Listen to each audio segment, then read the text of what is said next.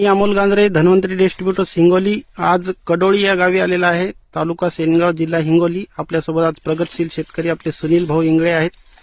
आणि आज आपण यांच्या हळदीमधील जे धन्वंतरी व्यवस्थापनामधून आलेला रिझल्ट आहे हे बघण्यासाठी यांच्या प्लॉटमध्ये आलो होतो. ही उर्वरित माहिती आपण भाऊकडून जाणून घेऊ. दादा, तुमचं नाव आणि पत्ता सांगा. माझं नाव सुनील गंगाराम इंगळे, राहणार कडोळी, तालुका सेनगाव, जिल्हा हिंगोली. बरे, आज आपल्या हळदीला किती महिने पूर्ण झाले? 7 महिने. 17 जूनची लागवड आहे की नाही? आपण धन्वंतरी व्यवस्थापनामधून हळदीची बेन प्रक्रिया केली होती आहे की नाही? हो. त्यामध्ये सॉइल गार्ड, RPS हे 2 औषधं वापरले होते. हो. त्यानंतर आपण किती ड्रिंचिंग केल्या हळदीला? 5 ड्रिंचिंग झाल्या, 5 ड्रिंचिंग केल्या. त्यामध्ये RPS soil guard, RPS बॅक्टोरिच, RPS मायक्रोरिच आणि आपलं गोरस अल्ट्रा आहे की नाही? हो. खतामध्ये आपण बेसोडोज मध्ये आपलं RPS ग्रॅन्युअल्स वापरलं होतं. एकरी 5 किलो, ते 2 वेळा वापरलं. 2दा. आज आपण हे हळदीचं जे ग्रोथ पाहतो याबद्दल तुम्ही आता ते पाहून कसं समाधानी वाटते ना? पलटून दाखवा. हे वेगवेगळे झाडं काढलेले नाही शेतकरी मित्रांनो. हे बघा, हे फुटवे निघलेले. फुटवे मोजा किती. हे बघा, हे काही वेगवेगळे झाडं नाही. हा पण फुटवा आहे. 1 2 3 4 5 6 7 8 म्हणजे मेन स्टंप पकडून 8 फुटवे आहे. आणि आज दिनांक 11 जानेवारी 2026. हे बघा प्लॉट. हळद वगैरे काही पडली नाही, काही नाही. एकदम जबरदस्त जशा उभी आहे. आणखी 2 महिने पण या हळदीला काही होणार नाही. पांढऱ्या मुळांचा विकास पण चांगला आहे की नाही? बरं, एक जे कुरकुमींचा विषय असते ते एक कांडी मोडून दाखवा बरं आपल्या शेतकरी मित्रांना. हे मोडा कोणती? कांडी मोडा आणि तोडा मधातून. हे बघा शेतकरी बांधवांनो, 50% प्लस भरलेली आहे. दुसरी मोडून दाखवा. ही आहे तर छोटी आहे तरी पण दाखवा. हे बघा, गाभा भरणे खूप महत्वाचा विषय आहे. गाभ्यावरच मालाची क्वालिटी आणि भाव ठरतो. हे पण दाखवा एकदा.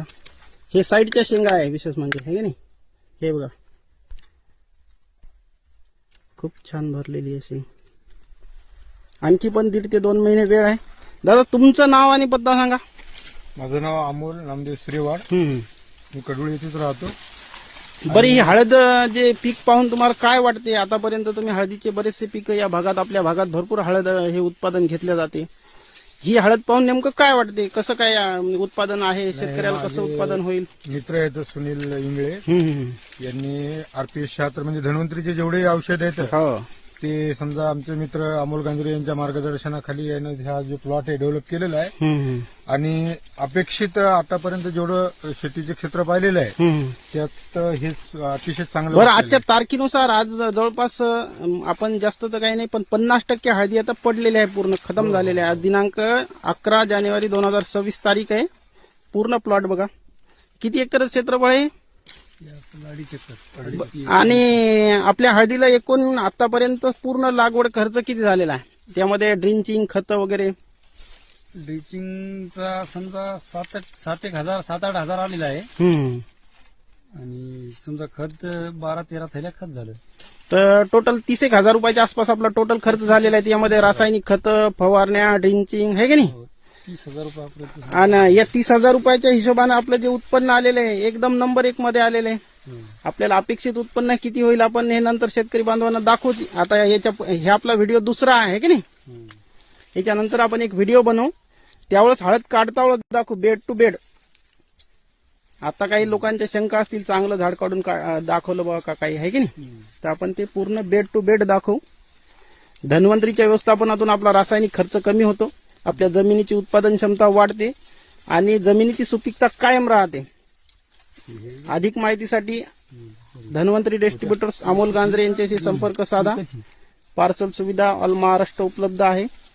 आणि हळदीमधल्या कुठल्याही समस्येसाठी संपर्क साधा. आपले कोणताही सण, कंदसड, करपा वगैरे, आता हे हळद पडायची वेळ झालेली आहे तरी पण करपा वगैरे नाही. आता थोडा आता बघा तुम्ही, करपा आता हे हळद पडायचं टाइम हळद पाणी तोडलं ना, पाणी तोडायला. बरं, हे दाखवा. ही जी शेंग आहे की नाही, आपण लागवड केलेली शेंग आहे, ही मोडून दाखवा.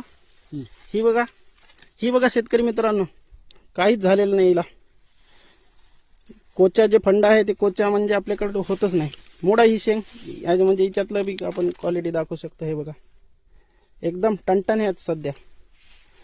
धन्यवाद, काही विषय नाही.